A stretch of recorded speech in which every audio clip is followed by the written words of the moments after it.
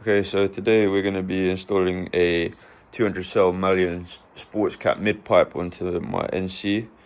This NC already has an unequal length manifold and a Malian race back box, so this will now complete the Malian exhaust system. So these are the tools that you're going to need. First of which is a deep 15mm socket.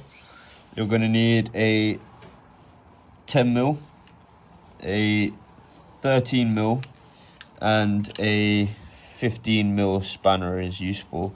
You could get by if you had another 15mm socket just to go on the other end of the bolt. But that is literally all the tools you're going to need. Only thing that might be helpful is to have some sort of WD-40 or something just to get the exhaust bushing off. So once you've got your car in the air, if you're low, you can jack it off the subframe there. It actually makes life a bit easier if you remove your right side wheel. After you've got the wheel off, is you want to remove your spring bolts, and to do that it's a 15mm, and you're going to have two of those, one up here and one back there. After that, there's this X brace. My under tray that was here got ripped off, low life. So if you have an under tray here, you're gonna have to, well, it might be much easier to remove that. And we're gonna remove the X brace as well. So that's that out of the car. So now that that's off, we actually have pretty much a clear shot from the back box all the way to where it mounts at the manifold to pull this out. Obviously, in order to turn the car around, we're gonna have to put the wheel back on, but that is what it is. It's highly advisable that if you're gonna do this job on axle stands, because you're gonna have to flip the car around to do it at midday, because otherwise your neighbour's gonna absolutely hate it.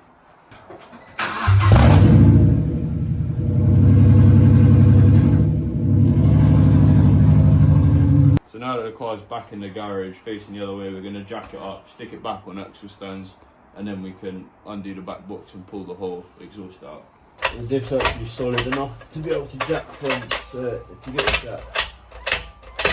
So the tools we're going to need to take the back box off are a 15 spanner and a 15 deep socket. There's one here, and there's one the same up there on that side. Actually, one of them editing cuts here, it's just like, whoopah. Yeah, that's what it is. Whoopah. Right, so to help you with taking the bushing off, it's advisable just to leave this, well, one of the bolts just held just slightly with the thread there. So it's loose, but it's not off. And then to take the bushing off, what we're going to do is we're going to put a bit of oil on the metal bit that's holding the bushing, and then just fucking like yank on it, and it will eventually come off. So this is the bushing that we're talking about, and up at the top there's a little bit of metal where you can get a little bit of oil on there. It don't really matter what it is, silicone oil, whatever. What's this? Penetration oil. And then you just fucking yeet it off like that. And now, because it's off at the front and it's all but off at the back, we can just spin this bolt off that's been stopping it from falling on the floor immediately. Get that out of the way. And it's really that simple. What is it, like 4 bolts for one bushing?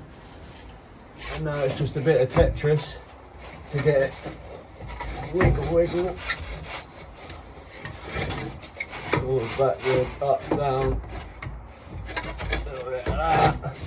A little bit of that, and bosh, look at that. That's one fucking stock heavy manifold mid pipe. Out of the car, like that. So you don't actually need anyone to help you to do that. You can do it on your own, but it's always easier with a friend. This is the bushing that was on the stock unit, and we're going to need to reuse this unless you get a new one.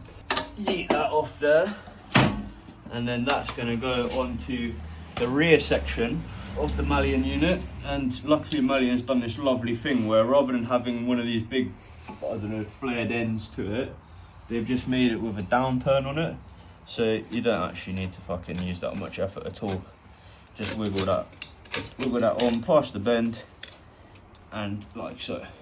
Again, apologies for the dirtiness of the exhaust. It has seen the track, last track day of the year, and they don't look like this unless you're gonna absolutely hammer on them at a wet track. So the next thing to install this is you're gonna have to have a look at the OEM manifold and work out, well, actually it's probably easiest to lay them both next to each other.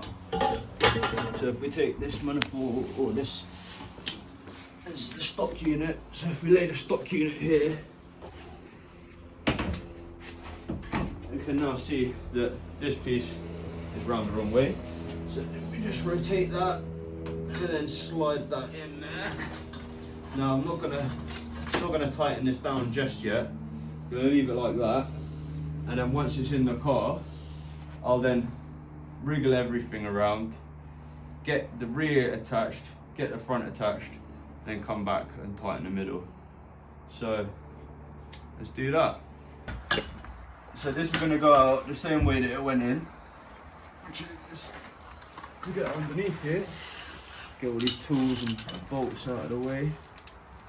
Now Malian do actually ship you with new bolts when you get this as well, which is a nice touch.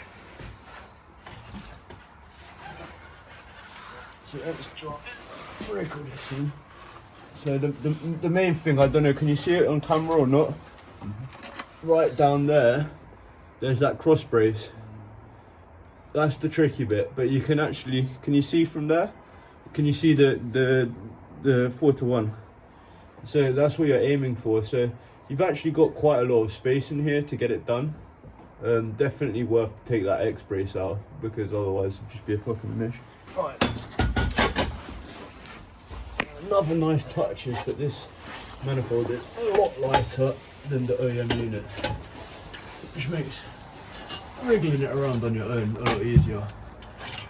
So then that bit up on that ledge. Right, once that's on that ledge, we can just shimmy that up, and that is now aligned with the front part. Now we can get this, can you see that? That's going to get lined up with this. And then we can just fucking, sorry for my swearing, those of you who work on your own cars will understand. Wedge that on there, that's that done. Once you've managed to wedge this bushing one, you might need to wriggle a little bit deeper. Can you see down there, all that way? And just rotate the front section of the exhaust mid-pipe so that it aligns properly with the manifold, the exhaust manifold, which will then let you get it to align nicely here. So now what we're going to do is we're going to install our exhaust gasket, install our bolts, tighten them down, Newton meters, don't know, just FT, and then we can rotate the car around and do the front. So let's do that. That goes in there. So align that like that. Get a bolt in. Half of it done. We should get a little bit of threads, catch them. Which means I don't have to hold the exhaust. As soon as you've got some threads, it makes life easier. There we go. That's that. Another bolt through there. And so now that the car's turned back around, we can reinstall our spring bolts and tighten them down so it's equal. We have a nice gap across the middle here. Okay, so now that we've done that, we're gonna install this clamp, because now the back is mounted, the front is mounted, and this is exactly where it needs to be. So we'll just do that up and then put the X brace back on. So now that we've got the middle section clamped down, we can just reinstall this X brace, and then that is it. Not actually that difficult to install yourself at all. Highly recommend doing it yourself. But if you're worried about it in any way, just get a mechanic to do it. I mean, it can't be more than what do you reckon? 45 minutes, an hour labour? Yeah, about an hour and a half, I'd say. An hour for someone that's competent, I reckon. We've been pissing about that if it's on a ramp, you don't got to turn the car around. It can't be more than an hour. Probably like that 30 minutes. Yeah. Because what have you actually got? You got 4 bolts here, 2 at the front, 2 at the back, and a hanger, and then a clamp. About an hour. Nah, not an hour. No way.